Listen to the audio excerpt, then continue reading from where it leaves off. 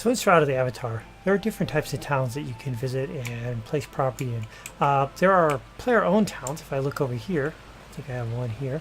This is Subninian Mala. It's a besieged player-owned town. This is actually a town that's actually owned by a player. If I look over here, this is Brittany Fields. It's just listed as a town. So these are actually think of them as in-game towns. And I'll go into Central Brittany, the main one that's in here.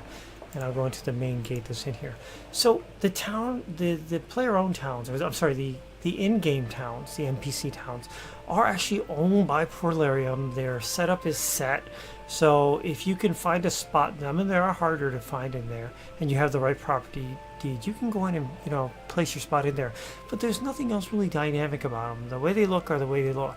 While a player-owned town is owned by a player, and they can come through and change some of the decoration, even the layout sometimes as well, or even change the biomes if they want what it looks like. Though most won't do that, they'll just change the main decorations. But getting a deed to live in a NPC or regular town costs more than a player-owned town. Player-owned towns are a little bit less expensive, but we can go down here too. Put on my little speed stuff. We got some houses down here. This is a player's town. This is a player's house that's been plotted here. So this is a village lot, and you tell this is someone who placed it in the very beginning part of the game. It's probably a pretty good spot, right off the main entrance, first spot. So costs a little bit more, but definitely that probably has a little bit more foot traffic unless you're in a really popular POT. But that's it.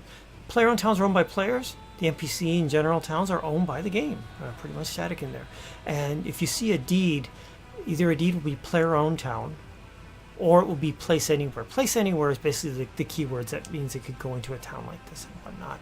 It could also be used in a player-owned town if you wanted to as well. So that was it. Just want to talk about the basics on that.